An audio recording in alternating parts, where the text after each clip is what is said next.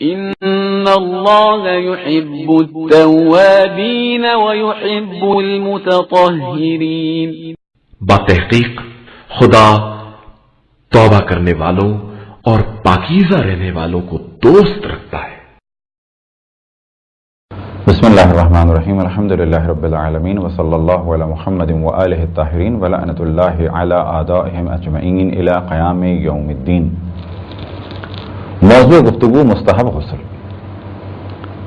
تو اس سے پہلے کہ مستحب غسلوں کو تفصیل سے بیان کیا جائے، پہلے مرحلے میں ذہن میں توجہ رہے کہ جتنی بھی کتب فقہی ہیں، یعنی فقہ کی کتابیں، چاہے وہ مختصر ہوں اور چاہے وہ مفصل ہوں، ان میں عام طور پہ ایک چیپٹر ہے مستحب غسل کا، اور اس چیپٹر میں ان غسلوں کا بھی ذکر کیا جاتا ہے کہ جن کا مستحب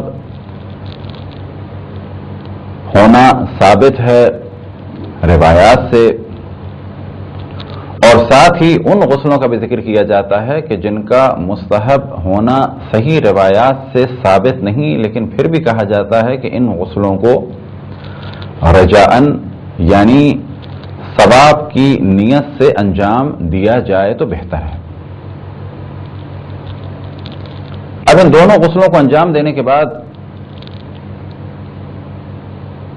کیا نتیجہ نکلے گا؟ تو کہا جائے گا کہ وہ غسل کہ جن کا استحباب یعنی مستحب ہونا ثابت ہے، تو ان غسلوں کے بعد اگر کوئی وضو نہ بھی کرے تو نماز ادا کر سکتا ہے. لیکن وہ غسل کہ جن کا مستحب ہونا ثابت نہیں، اور عموماً مراجع الزام یہ فرماتے ہیں کہ ان کو قربتاً الی اللہ انجام دے دیں، نیت یہ ہو کہ اگر واقعاً یہ مستحب ہیں تو انہیں ہم انجام دے رہے ہیں، یعنی رجاءً یعنی امید ہو کس چیز کی کہ انشاءاللہ ثواب ملے گا. لیکن ان غسلوں کے بعد وضو کرنا ضروری ہوگا. لیکن احتیاط یہ ہے کہ جتنے بھی غسل بیان کیے جائیں ان کے بعد وضو کیا جائے. بس کیونکہ ہماری گفتگو عام طور پر احتیاط پر مبنی ہے تو ہم اس جانب توجہ دلائیں گے کہ جتنے بھی غسل بیان آپ کے سامنے کیے جائیں بہتر ہے کہ ان کے بعد بھی وضو کو ترک نہ کیا جائے. مستحب غسلوں میں سے غسل جمعہ ایسا ہے کہ جس کے بارے میں عموماً یہ کہا جاتا ہے کہ وضو کی ضرورت نہیں ہے اس غسل کے بارے بعد. لیکن یہ توجہ رہے کہ غسل سے مراد ہماری اس گفتگو میں سادے طریقے سے نہانا نہیں ہے، بلکہ یہاں پر غسل سے مراد اس طریقے سے نہانا کہ جس کو کہا جائے شرعی غسل، یعنی وہ طریقہ جو شریعت میں بیان ہوا اس ترتیب سے اور اس طریقے سے جب دھویا جائے گا جسم کو تو کہا جائے گا یہ ہے وہ غسل کہ جس کے بعد وضو کی ضرورت نہیں، یا یہ ہے وہ غسل کہ جو واجب ہے اور اس کے بعد بعض کام جائز ہو جائیں گے کہ جو بغیر اس غسل کے انجام دینا جائز نہیں. سب سے پہلے مرحلے میں جس غسل کا ذکر کیا جا سکتا ہے اور وہ مستحب ہے وہ ہے غسل جمعہ. لیکن اس سے پہلے ذکر کیا جائے اور ایک جرنل سی گفتگو کی جائے غسل کے بارے میں، اور وہ ہے مستحب غسلوں کی تقسیم. غسل کے موضوع میں پہلے بھی ہم نے توجہ دلائی کہ غسل کو تقسیم کیا جاتا ہے واجب اور مستحب. واجب غسل 7 ہیں اور 2 غسل ایسے ہیں کہ جو بہتر ہے کہ ترک نہ کیے جائیں اور انہیں بھی انجام دیا جائے، کیونکہ بعض مراجع ان 2 غسلوں کو بھی واجب جانتے ہیں بعض روایات کی بنا پر. تو پہلی تقسیم ہے غسل یا واجب ہیں یا مستحب. واجب غسل جو مشہور ہیں وہ 7 ہیں اور 2 کی جانب ہم نے توجہ دلائی. تو دوسرے مرحلے پہ بچے مستحب غسل. مستحب غسل کو بھی تقسیم کیا جاتا ہے 3 اقسام میں. مستحب زمانی یعنی وہ غسل جو خاص کسی وقت کی وجہ سے یا دن کی وجہ سے مستحب ہے، یعنی اس کا تعلق ہے زمان سے یعنی ٹائم سے. غسل مستحب زمانی. نمبر 2 غسل مستحب مکانی، یعنی وہ غسل جو کسی جگہ پر جانے کی وجہ سے یا جانے کے لیے مستحب ہیں۔ نمبر 3، غسل مستحب افعالی، یعنی وہ غسل جو کسی فعل کی وجہ سے مستحب ہے۔ اب یہ غسل بھی تقسیم ہوتے ہیں 2 اقسام میں، کہ جن میں سے پہلی قسم یہ کہ غسل مستحب ہے کسی کام کو انجام دینے کے لیے، یہ ہو گئی پہلی قسم۔ دوسری قسم ہے کہ غسل مستحب ہے کسی کام کو انجام دینے کے بعد یا کسی کام کے ہونے کے بعد، یعنی کام پہلے ہو گیا ہے یا کام پہلے انجام دیا گیا ہے، اب غسل مستحب ہے۔ تو سب سے پہلے مرحلے میں بیان کرتے ہیں غسل مستحب ہے زمانی، اور زمانی غسل میں جو ایک بہت ہی پہلے مرحلے میں غسل بیان ہو اور جو تمام سال مستحب ہے وہ ہے غسل جمعہ، کیونکہ باقی جتنے بھی غسل ہیں وہ مخصوص ایام سے منسوب ہیں، اور سب سے زیادہ جو غسل مستحب ہے اور سب سے زیادہ تاکید ہے تو مستحب ہے تمام سال غسل جمعہ، اور اسی طرح سے بہتر ہے غسل شب جمعہ۔ تو پہلے مرحلے میں گفتگو کرتے ہیں غسل جمعہ کے بارے میں۔ غسل جمعہ مستحب ہے۔ بعض دفعہ لوگ سمجھتے ہیں کہ فقط نہا لیے تو غسل ہو گیا، نہانا اور جسم کو صاف کرنا یہ ایک الگ موضوع ہے، اور غسل کرنا جمعے کے نیت سے کہ میں غسل جمعہ کرتا ہوں قربتاً الی اللہ، یہ بالکل الگ موضوع ہے۔ لہذا پہلے نیت کرنی ہوگی غسل جمعہ کی، اور اس کے بعد سر و گردن کو، اور پھر سیدھے حصے کو، اور بعد میں بائیں حصے کو دھونا ہوگا، لیکن یہ سب کچھ غسل کی نیت سے۔ غسل جمعہ مستحب ہے مردوں کے لیے بھی اور خواتین کے لیے بھی، لیکن مردوں کے لیے زیادہ تاکید ہے، اور جو بھی انجام دے سکے غسل جمعہ کو تو بہتر ہے کہ اسے ترک نہ کیا جائے۔ وقت ہے اس کا طلوع آفتاب سے لے کر زوال تک، یعنی آپ جس علاقے میں بھی ہیں، اور جو ٹائم ہے سن رائز کا اس وقت سے لے کے جس وقت سورج اپنی آخری بلندی پہ پہنچ جائے اور اس کے بعد زوال اس کا شروع ہو، وہ ہے آخری وقت غسل جمعہ کا۔ اور اگر کوئی اس دوران انجام نہ دے سکے تو بغیر ادا اور قضا کی نیت سے، یعنی فقط نیت کر لے قربتاً الی اللہ اور اس غسل جمعہ کو انجام دے زوال کے بعد سے لے کے مغرب تک، یعنی غروب تک۔ اور اگر یہ بھی ممکن نہ ہو تو ہفتے کے دن طلوع سے یعنی سن رائز سے لے کے غروب تک یعنی سن سیٹ تک غسل جمعہ کو انجام دے قضا کی نیت سے۔ اور اسی قضا کے حکم سے اس کی اہمیت کا اندازہ لگایا جا سکتا ہے کہ غسل جمعہ ایسا ہے کہ اگر چھوٹ جائے تو ہفتے کو بھی قضا کی نیت سے انجام دے دیں۔ اسی طرح سے اگر کوئی جانتا ہے کہ غسل جمعہ میں انجام نہیں دے سکوں گا جمعے کے دن سفر کی وجہ سے یا کسی اور مشکل کی وجہ سے یا ڈیوٹی پہ جانے کی وجہ سے یا یہ کہ پانی نہیں ہے، تو ایسی صورت میں اس کے لیے جائز ہے کہ شب جمعہ ہی یا جمعرات کو غسل جمعہ کی نیت سے غسل کر لے۔ اب یہاں پر توجہ رہے کہ اگر کسی نے غسل جمعہ کر لیا اور پھر حدث اصغر صادر ہو گیا، حدث اصغر سے کیا مراد؟ پیشاب یا پیخانہ یا اس کے معدے کی ہوا خارج ہو گئی، تو ایسی صورت میں کیا یہ غسل جمعہ ختم ہو گیا؟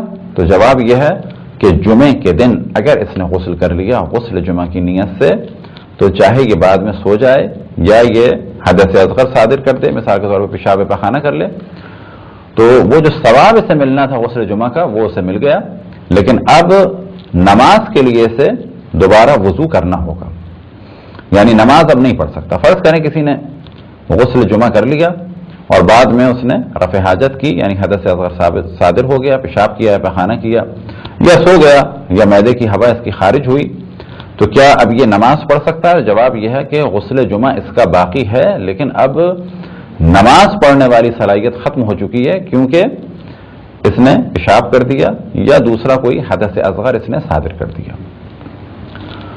تو یہ تو تھی پہلے مرحلے میں غسل جمعہ کے بارے میں گفتگو، اور اس کی بہت زیادہ تاکید ہے، اور حد الامکان کوشش کی جائے کہ اس کو ترک نہ کیا جائے۔ اسی طریقے سے مختلف روایات کہ جن میں ذکر ہے ان اعمال کا اور ان افراد کا کہ جن کا گوشت زمین پر حرام ہے اور ان کے جنازے سالم رہتے ہیں، تو ان میں سے ایک مورد ہے وہ افراد کہ جو باقاعدگی سے غسل جمعہ کریں۔ البتہ یہ ذہن میں رکھیں کہ ممکن ہے کوئی ساری زندگی غسل جمعہ کرے، لیکن اس کے بعد بھی اس کا جسم زمین میں ختم ہو جائے، کیونکہ فقط ایک ہی شرط سے ایسا نہیں ہے کہ اس کا جسم باقی رہے گا، بلکہ بہت ساری دیگر شرائط بھی ہیں، اور سب سے بڑھ کے مصلحت اللہ سبحانہ و تعالی ہے کہ کیا ہو اس کے جسم کے ساتھ اور کیا نہ ہو۔ لیکن روایتوں میں نقل ہوا ہے کہ وہ لوگ کہ جن کے جسم زمین میں باقی رہتے ہیں، ان میں سے ایک عمل کہ جس کی وجہ سے جسم زمین میں باقی رہ جاتا ہے وہ ہے غسل جمعہ۔ اب یہاں پر ہم سلسلے وار غسلوں کو بیان کرتے ہیں مہینوں کے اعتبار سے۔ تو سب سے پہلے ماہ رمضان مبارک کے بارے میں گفتگو کرتے ہیں کہ ماہ رمضان کی پہلی رات کا غسل مستحب ہے، اور اس کے بعد جتنی بھی طاق راتیں ہیں، طاق راتوں سے مراد 1، پھر 3، پھر 5، 7، 9 اور 11، اسی طریقے سے آخر تک جتنی بھی طاق راتیں ان کا غسل مستحب ہے۔ تو آخری جو رات ہوگی وہ کون سی ہوگی؟ شب 29۔ اب یہاں پر توجہ رہے کہ اگر کسی علاقے میں چاند مشکوک ہے اور یہ احتیاطاً روزے رکھ رہا ہے پہلے سے، تو پھر اس کے لیے مستحب ہوگا اور بہتر ہے عمل کیا کہ ہر رات غسل کرے طاق رات کی نیت سے۔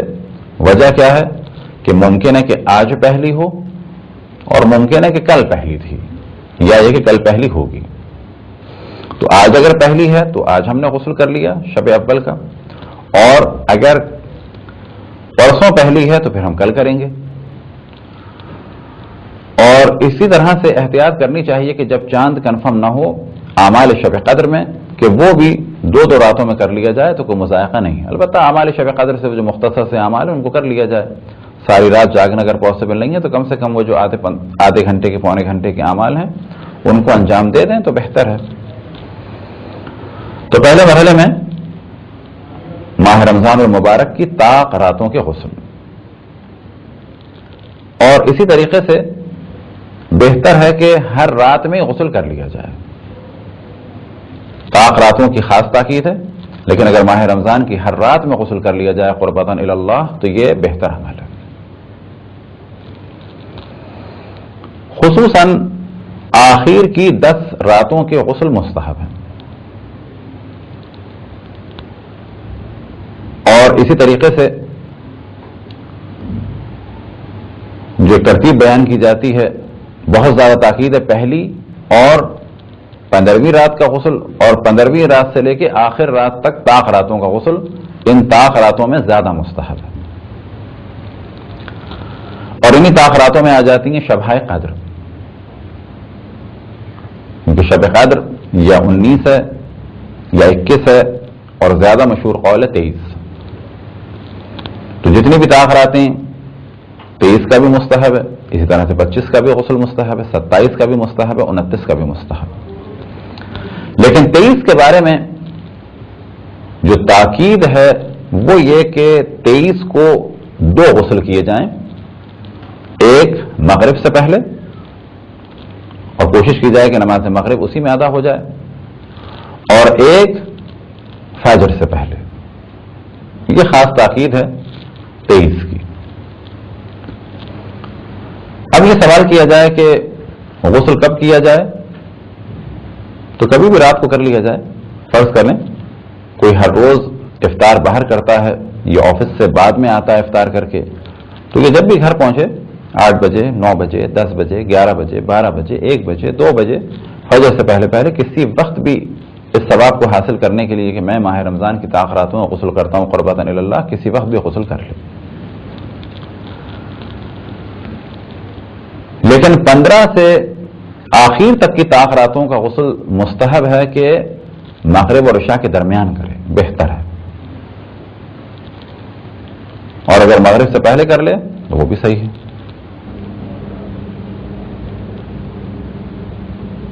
اکیس تاریخ سے آخر رمضان تک، جسے کہا جائے آخری عشرہ ماہ رمضان کا، یعنی آخری 10 دن ماہ رمضان کے، تو آخری 10 راتوں کا جو غسل ہے، جیسا کہ ہم نے پہلے توجہ دلائی کہ مستحب ہے، لیکن اس کے بارے میں بعض جگہ بیان ہوا کہ بہتر ہے کہ نماز مغرب اور عشاء کے درمیان ہو. لیکن اگر نہ ہو سکے تو پہلے بھی ہو سکتا ہے اور اس کے بعد بھی ہو سکتا ہے. تو یہ تھی گفتگو اب تک ماہ رمضان کے چند غسلوں کے بارے میں. ماہ رمضان کے فوراً بعد جو غسل مستحب ہے وہ ہے شب عید کا. اب اس جانب توجہ رہے کہ روایتوں میں نقل ہوا ہے کہ شب عید شب قدر کی طرح سے ایک مقدس رات ہے، عبادتوں کی رات ہے. اسی طریقے سے روز عید بھی ایک مقدس دن ہے، روز قدر کی طرح سے مقدس عبادتوں کا دن ہے. اور عید در حقیقت اور جشن اور خوشی اللہ سبحانہ و تعالیٰ کی بندگی پر ہے کہ ہم نے اللہ سبحانہ و تعالیٰ کا ذکر کیا، گناہوں سے محفوظ رہے، اللہ سبحانہ و تعالیٰ کی بندگی کی، اللہ سبحانہ و تعالیٰ کے حکم پر عمل کرتے ہوئے روزے رکھے. اب کیونکہ ہم اس بندگی میں کامیاب ہو گئے، کیونکہ ہم شیطان کے وسوسوں سے اور شیطان کی چالوں سے محفوظ رہے، تو پھر ہمیں خوشی کا اظہار کرتے ہیں اور ایک جشن مناتے ہیں. اور یہی وہ جشن اور خوشی کا اظہار در حقیقت عید الفطر ہے. لیکن افسوس کے ساتھ کہا جا سکتا ہے کہ ہمارے بعض اسلامی ممالک میں عید کے لیے عجیب و غریب قسم کی فحش قسم کی فلمیں، رقص اور موسیقی کے پروگرام، بعض جگہ اسٹیج پروگرام اور خصوصاً ٹی وی پہ گانوں کے پروگرام نشر ہوتے ہیں کہ یہ سب کچھ ہے کس کے لیے؟ خصوصاً یہ پروگرامز ہیں عید کے لیے. تو یاد رکھیں کہ عید ان کاموں کے لیے نہیں ہے. عید اللہ سبحانہ و تعالیٰ کی بندگی کا جشن ہے کہ ہم نے اللہ سبحانہ و تعالیٰ کی عبادت کی، اللہ سبحانہ و تعالیٰ کی بندگی کی، اللہ سبحانہ و تعالیٰ کے حکم پر عمل کیا. اب یہ اس کا ایک جشن ہے، شکرانہ ہے اور ایک خوشی کا اظہار ہے. تو مستحب ہے شب عید کا غسل، یعنی جیسے ہی آپ کو یقین ہو جائے کل عید ہے تو 1 عدد غسل مستحب ہے. اور بلا شک آپ گھر کو سجائیں، چیزیں لے کے آئیں، آنا جانا کریں، لیکن وقت نکالیں شب عید کی عبادت کا. شب عید کی کیا کیا عبادتیں اس کا ذکر ہے مفاتح الجنان میں. ہم یہ نہیں کہتے کہ آپ تمام رات عبادت کریں، لیکن اگر کر سکتا ہے تو بالکل کریں. لیکن اگر کوئی نہیں کر سکتا کم سے کم کچھ دیر کے لیے تو اللہ سبحانہ و تعالیٰ کی بندگی اور عبادت کرے، کیونکہ شب عید ایک مقدس رات ہے. اگلا غسل جو مستحب ہے وہ ہے روز عید کا. اور روز عید کا غسل مستحب ہے کہ طلوع آفتاب کے بعد سے لے کے زوال تک انجام دیا جائے. طلوع آفتاب یعنی سن رائز، زوال یعنی جو سب سے زیادہ بلندی ہے سورج کی، اس کے بعد جب وہ نیچے آنا شروع ہو، یعنی جب اسے زوال ہو، تو وہ آخری وقت ہے غسل عید الفطر کا. اور اگر اس وقت تک انجام نہ دیا ہو تو بھی بہتر ہے کہ بغیر ادا اور قضا کی نیت کے زوال کے بعد سے لے کر مغرب تک انجام دے دیا جائے. حتی بعض جگہ یہاں تک تاکید ہوئی ہے کہ اگر کسی نے نماز عید پڑھ لی بغیر غسل کے، یعنی بغیر غسل عید الفطر کے، تو وہ دوبارہ غسل کرے اور دوبارہ نماز عید پڑھے. یہ عمل بہتر ہے. اس سے اندازہ لگایا جا سکتا ہے کہ یوم العید الفطر کے غسل کی کتنی اہمیت ہے. اگلے مرحلے میں مہینوں کو اگر ذہن میں رکھتے ہوئے مستحب غسل کو بیان کیا جائے تو وہ ہے ذیقات کا غسل. ذیقات کی 25 تاریخ کہ جس کے تفصیل سے اعمال بیان ہوئے مفاتح الجنان میں اور دیگر کتب ادعیہ میں، یعنی دعاؤں کی کتابوں میں، تو ایک اہم ترین دن ہے ماہ مبارک ذیقات کا، اور وہ ہے روز دہب الارض یعنی 25 ذیقات.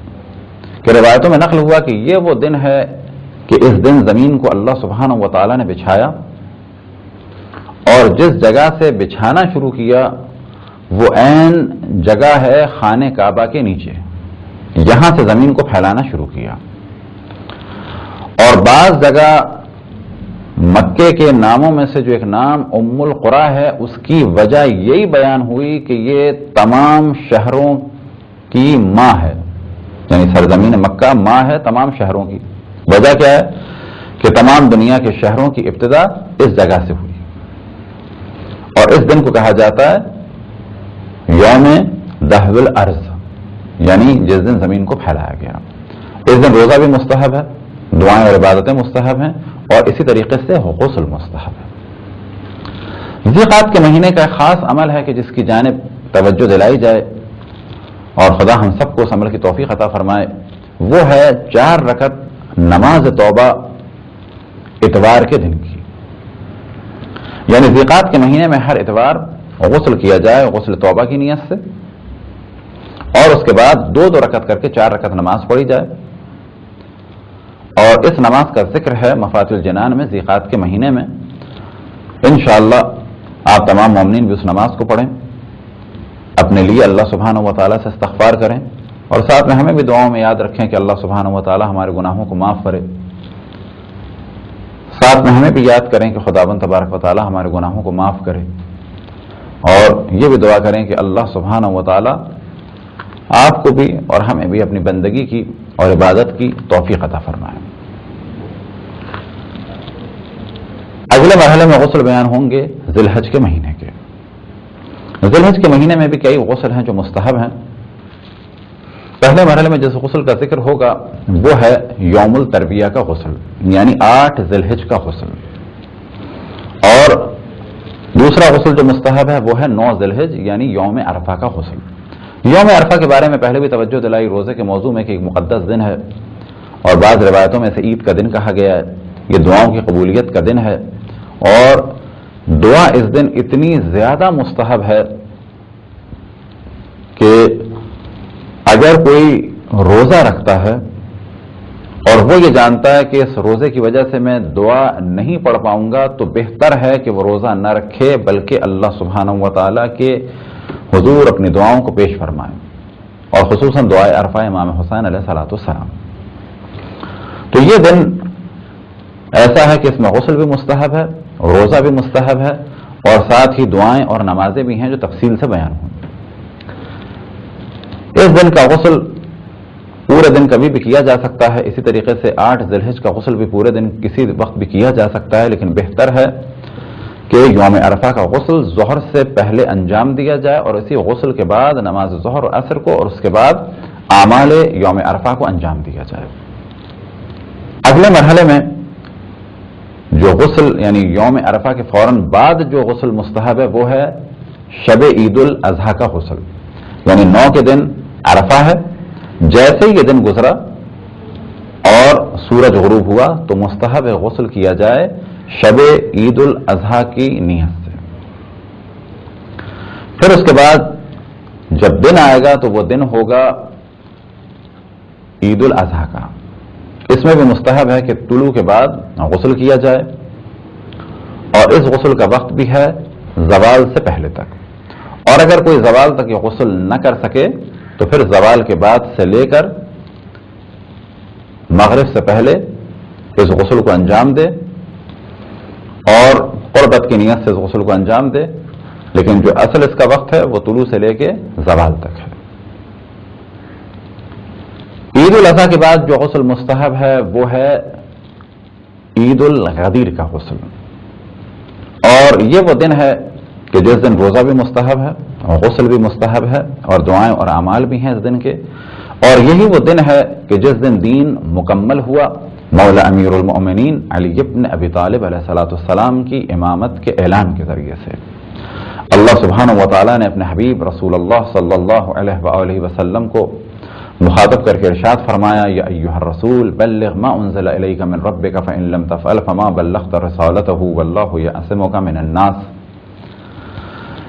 اے پیغام پہنچانے والے یہ پیغام پہنچا دو، اور اگر تم نے یہ پیغام نہیں پہنچایا تو ایسا ہے جیسے کہ تم نے پیغام رسانی کا اس رسالت کا کام ہی انجام نہیں دیا۔ تمام شیعہ و سنی کا اجماع ہے اس موضوع پہ۔ اس آیت کی تفسیر یہی ہے جو ہم نے بیان کی، اور یہی ترجمہ ہے کہ جو ہم نے بیان کیا، اور شان نزول یہی بیان ہوئی کہ جب رسول اللہ صلی اللہ علیہ وسلم حجۃ الوداع کے بعد واپس پلٹے تو حم کے علاقے میں جو ایک غدیر، یعنی ایک ایسی جگہ کہ جہاں پانی جمع ہوتا ہے، یعنی خشک تالاب کہ جہاں بارش کے زمانے میں پانی جمع ہوتا ہے اور بعد میں وہ جب تالاب خشک ہو گیا، اب یہ تالاب کوئی چھوٹا موٹا تالاب نہیں تھا بلکہ ایک بہت بڑا نشیب کہ جو ایک پیالے کی صورت میں ہے، اور اگر جدید الفاظ میں کہا جائے ایسا جیسے کوئی اسٹیڈیم۔ تو جب آپ کا قافلہ وہاں پہنچا تو آیت یہ نازل ہوئی، یا ایھا الرسول بلغ ما انزل الیک من ربک، اور تمام مسلمانوں کا اجماع ہے کہ یہ آیت نازل ہوئی غدیر حم میں، حم کے علاقے میں جو غدیر ہے وہاں پر یہ آیت نازل ہوئی، اور پھر آپ نے سب کا انتظار کیا، جو چلے گئے تھے آگے ان کو واپس بلوایا، جو ابھی نہیں چلے تھے مکے سے ان کو یہاں پر بلوایا۔ سخت گرمی تھی، تفصیل سے اس گفتگو کو ہم نے کیا ہے روزوں کے مسائل میں بھی اور امامت کے موضوع میں بھی، وہاں پر مومنین دیکھ سکتے ہیں۔ اور پھر آپ نے خطبہ دیا اور ارشاد فرمایا من کنت مولاہ فہذا علی مولا، اور مولا امیر المؤمنین کے ہاتھ کو اپنے ہاتھ سے بلند فرمایا، اور اس سے پہلے اقرار لیا الست اولی بکم من انفسکم، آیا میں تم پر تمہاری جانوں سے زیادہ حق رکھتا ہوں؟ جب سب نے اقرار کیا تو آپ نے فرمایا من کنت مولاہ فہذا علی مولا۔ شیعہ بھی اس روایت کو اسی طریقے سے مانتے ہیں، اہل سنت بھی اس روایت کو اسی طریقے سے مانتے ہیں، لیکن آخر میں برادران اہل سنت ایک اپنا نظریہ دیتے ہیں کہ یہاں پر بلا شک آپ نے فرمایا من کنت مولا فہذا علی مولا، لیکن مولا کے معنی جیسا کہ شیعہ کہتے ہیں اس کے برخلاف وہ کہتے ہیں کہ مولا کے معنی کیا ہیں؟ دوست کے۔ تو یہاں پر ہم کہیں گے کہ جی اول تو معنی یہ ہیں اولا بتصرف، کیونکہ آپ نے اقرار لیا الست اولا بکم من انفسکم، کہ آیا میں تم پر تمہاری جانوں سے زیادہ حق نہیں رکھتا؟ جب لوگوں نے اقرار کیا تو آپ نے فرمایا من کنت مولا فہذا علی مولا۔ لیکن اگر یہ بھی کوئی کہے کہ دوست، تو ہم یہ سوال کریں گے کہ برادران اہل سنت سے کہ آپ دقت کریں کہ مولا امیر المؤمنین کی دوستی اتنی اہم ہے کہ بقول آپ کے کہ اتنا اہتمام کیا مولا امیر المؤمنین کی دوستی کے اعلان کے لیے، بس یہ کیسے آپ برداشت کرتے ہیں کہ جن لوگوں نے مولا امیر المؤمنین سے دشمنی کی آپ ان سے دوستی کریں؟ بس اگر آپ انہیں اپنا امام اور اولا بتصرف نہ مانیں تو کم سے کم دوست تو مانیں، اور دوستی کا تقاضا یہ ہے کہ دوست کا دوست دوست اور دوست کا دشمن دشمن، لیکن ہم یہ دیکھتے ہیں کہ آپ مولا امیر المؤمنین کے دشمنوں کا دفاع کرتے ہیں۔ بس اگر آپ نے من کنت مولا فہذا علی مولا میں مولا کے معنی دوست لیے ہیں تو پھر دوستی کا تقاضا یہ ہے کہ ان کے دشمنوں سے نفرت کا اظہار کریں۔ تو عید غدیر کا غسل بھی مستحب ہے، اور یہ دن عید کا دن ہے تمام مسلمانوں کے لیے، کیونکہ تمام مسلمانوں کا اجماع ہے کہ اس دن دین مکمل ہوا۔ ہم یہ کہتے ہیں کہ مولا امیر المؤمنین کی امامت کے ذریعے سے مکمل ہوا، لیکن باقی اہل سنت بھی کہتے ہیں کہ دین تو مکمل ہوا۔ کس طرح سے مکمل ہوا وہ اپنے نظریات دیتے ہیں، لیکن اس میں اجماع ہے اس موضوع پر کہ اس دن دین مکمل ہوا۔ بس دین مکمل ہوا تو اس سے بڑھ کر کوئی خوشی کی بات نہیں ہو سکتی، اور یہی وہ خوشی کا دن ہے کہ جسے ہم عید کہتے ہیں۔ لیکن برادران اہل سنت یہ تو اعلان کرتے ہیں کہ عید غدیر کے دن عید، لیکن برادران اہل سنت یہ تو کہتے ہیں کہ غدیر کے دن دین مکمل ہوا، لیکن عید کہتے ہوئے انہیں گھبراہٹ ہوتی ہے۔ وجہ کیا ہے؟ کیونکہ ہم اسے عید کہتے ہیں۔ تو تمام مسلمانوں کو غدیر کو جاننا چاہیے اور اعلان غدیر کو جاننا چاہیے، جو کچھ اہتمام ہوا غدیر میں اس کی جانب توجہ ہونی چاہیے۔ اب اگر مختصر سے بھی توجہ دیں تو خود بخود مشکلات عالم اسلام کی حل ہو جائیں گی امامت مولا امیر المؤمنین علی ابن ابی طالب علیہ الصلوۃ والسلام کے ذریعے سے۔ عید غدیر کے بعد جو اگلا غسل مستحب ہے وہ ہے عید مباہلہ کا، یعنی 25 ذی الحجہ کا۔ روزوں کے موضوع میں اور امامت کے موضوع میں تفصیل سے ہم نے گفتگو کی ہے عید مباہلہ کے بارے میں کہ مباہلہ کیا واقعہ ہے۔ اختصار کے ساتھ بیان کریں کہ نجران کے مسیح رسول اللہ صلی اللہ علیہ وسلم کے پاس آئے، یہ واقعہ 9 ذی الحجہ کا ہے، اور آنے کے بعد ایک اعتراض کیا اور سوال کیا، اور وہ اعتراض اور سوال یہ تھا اور وہ یہ جانتے تھے کہ رسول اللہ صلی اللہ علیہ وسلم حضرت عیسیٰ علیہ السلام کو مانتے ہیں، لہٰذا انہوں نے ایک سوال بنایا، اور سوال یہ تھا کہ کوئی بھی بچہ بغیر باپ کے پیدا نہیں ہو سکتا، اور حضرت عیسیٰ کے والد نہیں ہیں، تو یا تو یہ کہنا ہوگا کہ معاذ اللہ وہ گناہ کی اولاد ہیں، اور پھر آخر میں چارہ یہ بچتا ہے کہ آپ بھی مانیں اور جیسا کہ ہم مانتے ہیں کہ وہ اللہ سبحانہ و تعالیٰ کے معاذ اللہ بیٹے ہیں۔ اللہ کی جانب سے آیت نازل ہوئی، رسول اللہ صلی اللہ علیہ وسلم نے اسی آیت کو جواب کے طور پہ پیش فرمایا، ان مثل عیسیٰ عند اللہ کمثل آدم، کہ اللہ کے نزدیک عیسیٰ کی مثال آدم جیسی ہے، اور اس مختصر سی مثال میں بہت واضح کر دیا کہ حضرت آدم کو اللہ سبحانہ و تعالیٰ نے مٹی سے خلق کیا ہے، یعنی اگر تم بغیر باپ سے پیدا ہونے والے فرزند کو کہ جو اللہ سبحانہ و تعالیٰ کے حکم سے بغیر باپ سے پیدا ہوا اسے اللہ کا بیٹا مانتے ہو، تو جو بغیر ماں اور بغیر باپ کے پیدا ہوئے یعنی حضرت آدم اور حضرت حوا، انہیں اللہ کا بیٹا اور بیٹی کیوں نہیں مانتے؟